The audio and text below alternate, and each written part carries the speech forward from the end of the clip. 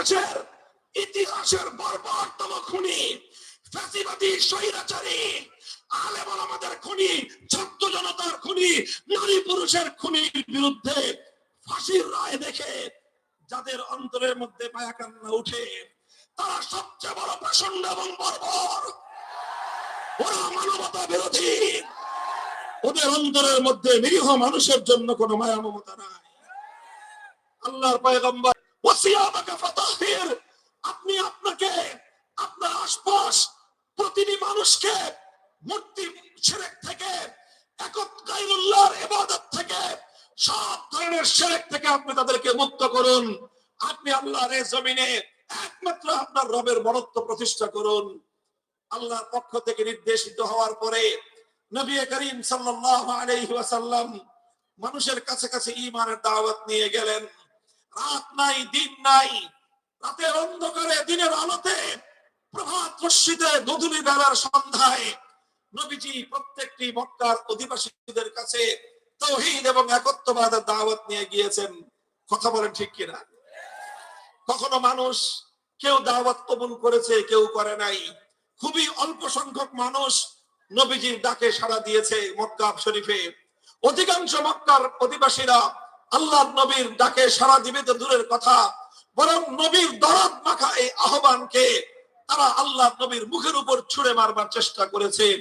আমার নবীজি তখন বলেছেন তাদেরকে একত্রিত করে, ইয়া আইয়ুহান নাস কুলু লা ইলাহা ইল্লাল্লাহ তুফলিহু, হে আমার জাতি, হে আমার সম্প্রদায়, হে মক্কার অধিবাসীরা, এক লা ইলাহা ইল্লাল্লাহর কালেমা পড়ো, একত্ববাদের ঘোষণা দাও, তবেই তোমরা সফলতা লাভ করবে। সঙ্গে সঙ্গে প্রতিবাদ হয়েছে।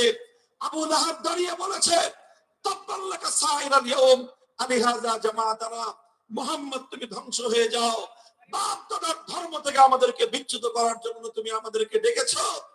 এই কথা বলে আমার নবীর মুখের উপর নবীর দাওয়াত ছুঁড়ে ফেলবার চেষ্টা করেছে।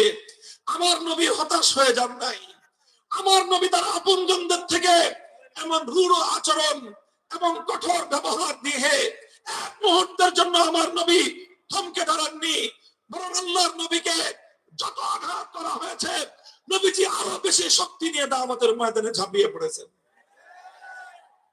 চলেছে এইভাবে বছরের পর বছর, 10 বছর পর্যন্ত আল্লাহর নবী মক্কার মানুষকে দাওয়াত দিয়েছেন, রাত দিন একাকার করে দাওয়াত দিয়েছেন। মক্কায় এমন কোন মানুষ খুঁজে পাওয়া যাবে না যার কাছে শতবার, সহস্রবার তাওহীদ এবং একত্ববাদের দাওয়াত না পৌঁছেছে। কিন্তু সেখানে অল্প কিছু সংখ্যক মানুষই দাওয়াত গ্রহণ করেছে, ঈমান কবুল করেছে, কালেমা পড়েছে। আর অধিকাংশ মানুষ শুধু ঈমান গ্রহণ করতে অস্বীকার করেছে তাই নয়, বরং যারা তাওহীদকে বিশ্বাস করেছে, যারা ঈমানকে আপন করে নিয়েছে, তাদের সঙ্গে ইতিহাসের সমস্ত বর্বর এবং জুলুমের ইতিহাসগুলো তারা রচনা করেছে। কথা ঠিক কিনা? তারা হযরত বেলালকে ফুটন্ত বালুর উপর চিৎকারে শোয়ে বুকের উপর পাথর চাপা দিয়েছে। খাব্বাব ইবনে আরাদ রাদিয়াল্লাহু আনহুকে জ্বলন্ত আগুনের উপর শোয়ে দিয়েছে। শরীর থেকে চামড়া, গোশত, চর্বি খসে গলে গলে সে আগুন নিভে গিয়েছে, কিন্তু নির্দয় পাষণ্ডদের হৃদয়ের মধ্যে এতটুকু দয়ার উদ্রেক হয়নি। হযরত ইয়াসির রাদিয়াল্লাহু আনহুকে দ্বিখণ্ডিত করে হত্যা করেছে। হযরত সুমাইয়া রাদিয়াল্লাহু আনহাকে নির্মমভাবে হত্যা করেছে।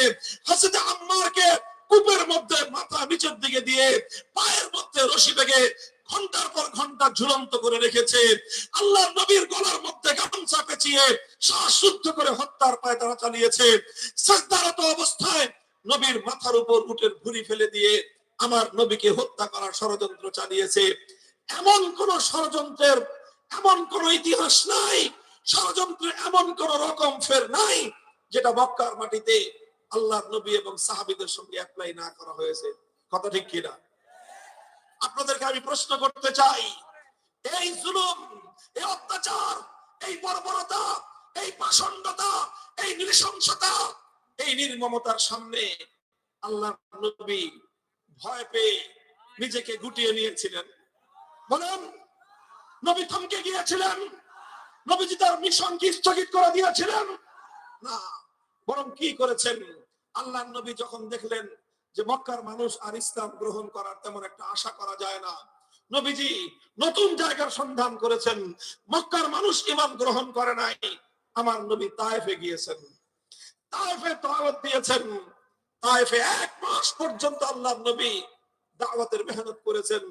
তায়েফের ইতিহাস আরো নির্মম ইতিহাস, তায়েফের ইতিহাস আরো মর্মান্তিক ইতিহাস, তায়েফের ইতিহাস আরো দুঃখজনক ইতিহাস, তায়েফের ইতিহাস রক্ত ঝরা ইতিহাস, তায়েফের ইতিহাস অশ্রু ঝরা এক নির্মম উপাখ্যান। আম্মা জান হযরত আয়েশা রাদিয়াল্লাহু আনহা নবীজিকে প্রশ্ন করেছিলেন, ইয়া রাসূলুল্লাহ, আপনার এই জীবনে ইসলামের জন্য, আল্লাহর দ্বীনের জন্য কাফের এবং জালেমদের পক্ষ থেকে আপনি তো অনেক রকম নির্যাতনের শিকার হয়েছেন। আপনার উহুদের মাঠে দান্দান ভেঙেছে, মাথা ভেঙে গিয়েছে, বেহুশ হয়ে পড়ে গিয়েছেন, গুজব ছড়িয়ে পড়েছে, আপনি শহীদ হয়ে গিয়েছেন। এত নির্যাতন, তবে এর মধ্যে সবচেয়ে কঠিন দিন আপনার জন্য কোনটা ছিল? নবী করিম সাল্লাল্লাহু আলাইহি ওয়াসাল্লাম নিজে নির্ধারণ করলেন, আমার জন্য সবচেয়ে কঠিন দিন ছিল সেই তায়েফের ময়দানে, যেদিন আমি তাদের কাছে দাওয়াত প্রদান করেছিলাম। তারা কেউ আমার দাওয়াত গ্রহণ করবে তো দূরের কথা, দাওয়াত তো গ্রহণ করেই নাই। আমাকে একটু সম্মান দেখাবে সেটাও দেখায় নাই, সাধারণ একটু মানবিক আচরণ করবে সেটাও তারা করে নাই। আমাদের দাওয়াত প্রত্যাখ্যান করার পাশাপাশি তায়েফের সমস্ত দুষ্ট সন্ত্রাসীদেরকে আমাদের উপর লেলিয়ে দিয়েছে। তারা পাথরের বৃষ্টি বর্ষণ করেছে আমার উপর, সারা শরীর রক্তে রঞ্জিত হয়েছে, মাথা থেকে রক্ত পড়তে পড়তে জমিনের সাথে রক্ত পড়েছে, পায়ের চপ্পল সেই রক্ত দিয়ে পায়ের সাথে আটকে গিয়েছে, বেহুশ হয়ে আমি পড়ে যাই। তারা এসে আবার আমার হাত ধরে উঠায় দেয়, আমাকে চলতে সাহায্য করে। 2 কদম চলার সাথে সাথে আবার সেই দুষ্টদেরকে, সন্ত্রাসীদেরকে আবার উস্কানি দিয়ে দেয়, তোরা আবার পাথর মার। তারা আবার আমার উপর পাথর করে। এইভাবে দিনের পর দিন মাসখানেক পাথর বৃষ্টির মধ্য দিয়ে আমাকে অতিক্রম করতে হয়েছে, এক ব্যক্তিও কালেমা পড়ে নাই। মুহতারাম হাজিরিন, ইতিহাস আমরা সকলেই জানি, সবাই পড়ি। এরপর আবার সেই ইতিহাসকে আমি একটু ভিন্ন আঙ্গিকে আলোচনায় আনতেছি, আমাদের জীবনের উত্তম আদর্শ অনুসরণ করার নিমিত্তে। আমি আপনাদেরকে কিছু কথা, কিছু পয়গাম আমার পক্ষ থেকে আমি আখেরি মুহূর্তে দিতে চাই। আমি আপনাদেরকে জিজ্ঞাসা করতে চাই, আমার নবী মক্কা থেকে হতাশ হয়ে তায়েফে গেলেন, তায়েফ থেকে হতাশ হয়ে মক্কায় ফিরে আসলেন, এরপরে কি নবী থমকে গিয়েছেন? না, আমার নবীর অভিধানে ক্লান্তি বলতে কোনো শব্দ ছিল না, আমার নবীর অভিধানে শ্রান্তি বলতে কোনো শব্দ ছিল না, আমাদের নবীর ইতিহাসে দমে যাওয়া নামক কোনো শব্দ ছিল না। আমার নবীর অভিধানে একটাই শব্দ ছিল, সামনে এগিয়ে চলো, সামনে এগিয়ে চলো, ইসলাম নিয়ে সামনে আগাতে থাকবো। হয় লক্ষ্যে আমরা আমাদের মঞ্জিলে পৌঁছবো, হয় উদ্দেশ্যের সাধন, আর না হয় জীবনের পতন। হয় আমরা বিজয় অর্জন করব, আর না হয় শাহাদাতের পেয়ালা পান করব। মুমিনের কাছে তৃতীয় কোনো অপশন নাই। আলহামদুলিল্লাহ, আল্লাহ পাক নবীজিকে হতাশ করেন নাই। তায়েফ থেকে ফিরে আসার সাথে সাথে আল্লাহ পাক নবীজির সামনে নতুন দুয়ার খুলে দিলেন। হজের মৌসুম, মদিনা থেকে 6 জন লোক আসলো আল্লাহ নবীর সঙ্গে, তাদের সাথে মিনার ময়দানে আকাবায় সাক্ষাৎ হয়ে গেল। নবীজি তাদের কাছে দাওয়াত দিলেন, 6 জন মানুষ দাওয়াত কবুল করলো। মক্কায় হয় নাই, তায়েফে হয় নাই, এক ধাক্কায় আল্লাহ পাক সেই দাওয়াত সোনার মদিনায় পৌঁছে দিলেন। এবছর 6 জন আসলো, পরের বছর 12 জন আসলো, তারপরের বছর 70 জনের নুরানি কাফেলা সোনার মদিনা থেকে আমার নবীর সঙ্গে মক্কায় এসে মিলিত হয়ে তারা বলল, ইয়া রাসূলুল্লাহ, মক্কার মানুষ আপনাকে প্রত্যাখ্যান করেছে, মক্কার মানুষ দাওয়াত গ্রহণ করতে অস্বীকার করেছে, মক্কার মানুষ দ্বীন কায়েম করতে অস্বীকার করেছে, মক্কার মানুষ আপনার দ্বীনকে নিয়ে দাঁড়িয়ে যেতে তারা অস্বীকার করেছে। আসুন আমরা মদিনাবাসী আপনাকে স্বাগত জানাই। আমরা আপনার সঙ্গে থাকব। আপনার মিশন হবে আমাদের মিশন, আপনার দিন হবে আমাদের দিন। আপনার এই দিনের জন্য জীবন দেব, রক্ত দেব। আপনাকে ছেড়ে আমরা একা যাব না। নবীজি হিজরত করলেন জিলহজ মাস, এরপরে 3 মাসের মাথায় মুহররম, সফর, রবিউল আউয়ালে আল্লাহ নবী হিজরত করলেন, মদিনায় চলে গেলেন। লম্বা ইতিহাস, সব কথা বাদ। আল্লাহ নবী মদিনায় গিয়ে মদিনা সনদের মাধ্যমে ইহুদি এবং মুশরিকদের সাথে শান্তি চুক্তি করে মদিনায় একটা নিরাপদ পরিবেশ কায়েম করলেন। মুসলমানরা সেখানে নির্বিঘ্নে আল্লাহর ইবাদত করতে পারে, মুসলমানরা সেখানে নির্বিঘ্নে সালাত আদায় করতে পারে, নামাজ পড়তে পারে, নির্বিঘ্নে কোরআনের তেলাওয়াত করতে পারে, নির্বিঘ্নে এখন আর সিজদা করলে কেউ আর তাদের মাথায় এসে উটের ভুঁড়ি ফেলে না। কোরআন তেলাওয়াত করলে কেউ এসে তার গলায় গামছা পেঁচায় শ্বাসরুদ্ধ করে হত্যা করতে চায় না। কালেমা পড়লে কেউ এদেশে তাদেরকে দ্বিখণ্ডিত করার হুমকি দেয় না। কালেমা পড়ার অপরাধে কেউ তাদের বুকের উপর পাথর চাপা দেয় না, কেউ তাদেরকে আগুনে পুড়িয়ে হত্যা করার পায়তারা চালায় না। সোনার মদিনায় এমন একটা শান্তিপূর্ণ পরিবেশ আল্লাহর নবী কায়েম করেছিলেন হিজরতের সঙ্গে সঙ্গে। আমি জানতে চাই, যখন মদিনায় শান্তিপ্রিয় পরিবেশ পেয়ে গেলেন আল্লাহর নবী, নবীজি এবার মনে করলেন, প্রশ্ন শুনুন, নবীজি কি এবার মনে করলেন যে যথেষ্ট হয়েছে? নবীজি কি এবার মনে করলেন যেহেতু একটা শান্তিপ্রিয় পরিবেশে, শান্তিপূর্ণ পরিবেশে আমরা দাওয়াত এবং তালিমের কাজ করতে পারতেছি, শান্তিপ্রিয় পরিবেশে আমরা এখন তাজকিয়ার কাজ করতে পারতেছি, শান্তিপ্রিয় পরিবেশে ইসলামের দাওয়াত, তালিম এবং তাজকিয়ার কাজ করতে পারতেছি, খানকাহ পরিচালনা করতে পারতেছি, আত্মশুদ্ধির কাজ করতে পারতেছি, সুতরাং এখন আর সামনে অগ্রসর হওয়ার কথা, দরকারটা কি? নবীজি কি এমন চিন্তা করেছিলেন? ইতিহাস কি বলে, কোরআন কি বলে, আল্লাহ পয়গম্বরের পবিত্র সিরাতের ইতিহাস আমাদেরকে কি বলে?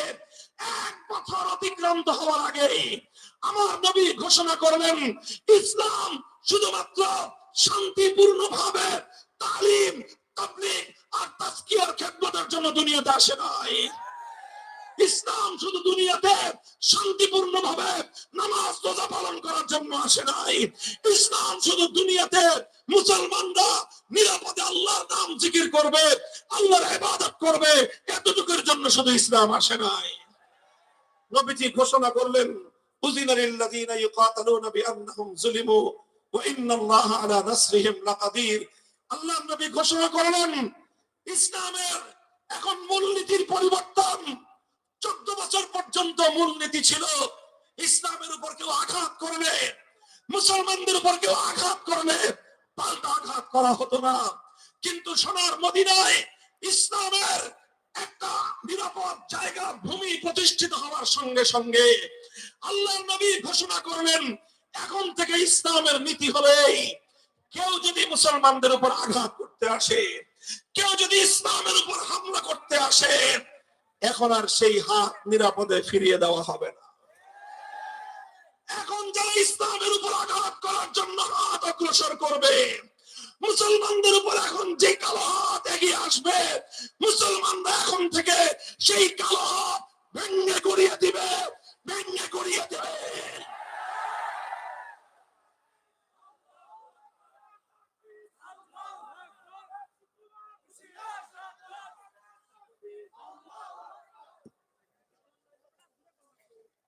ইসলামের দাওয়াতের সাথে, তালিমের সাথে, তাজকিয়া এবং খানকাহি মেহনতের সাথে আল্লাহর নবী চতুর্থ মেহনত যুক্ত করলেন, যেই মেহনতকে বলা হয় জিহাদের মেহনত, যেই মেহনতকে বলা হয় দ্বীনকে বিজয়ী করার মেহনত।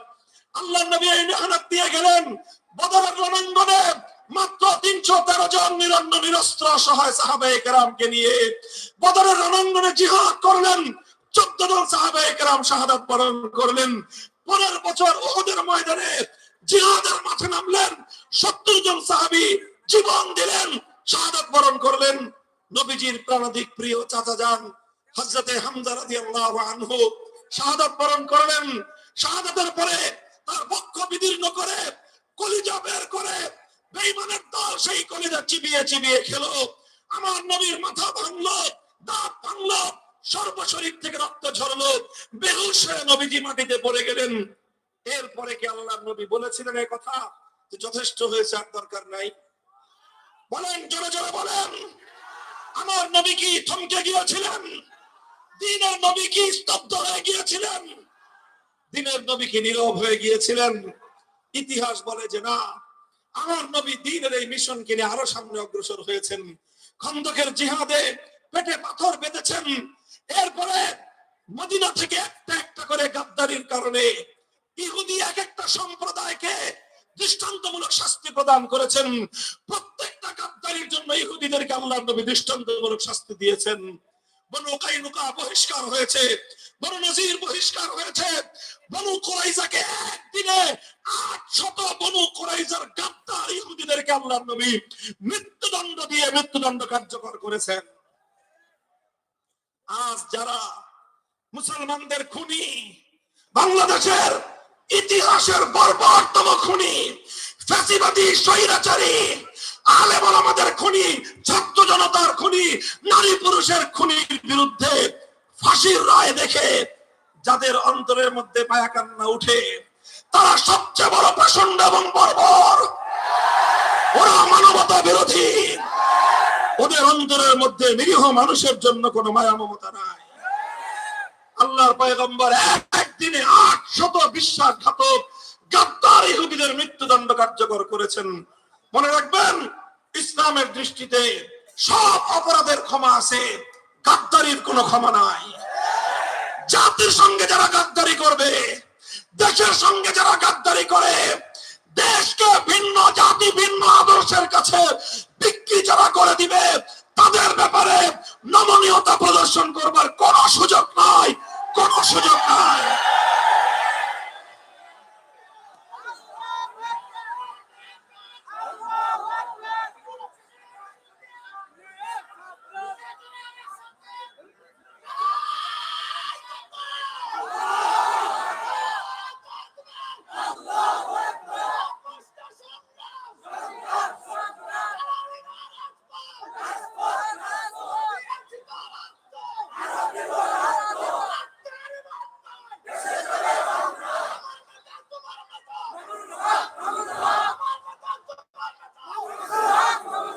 মুহতারাম হাজিরিন, ইতিহাস আর বেশি বলবো না। আখেরি অধ্যায় ইতিহাসের যেটা আমি বলতে চাই, আসলো 7ম হিজরি।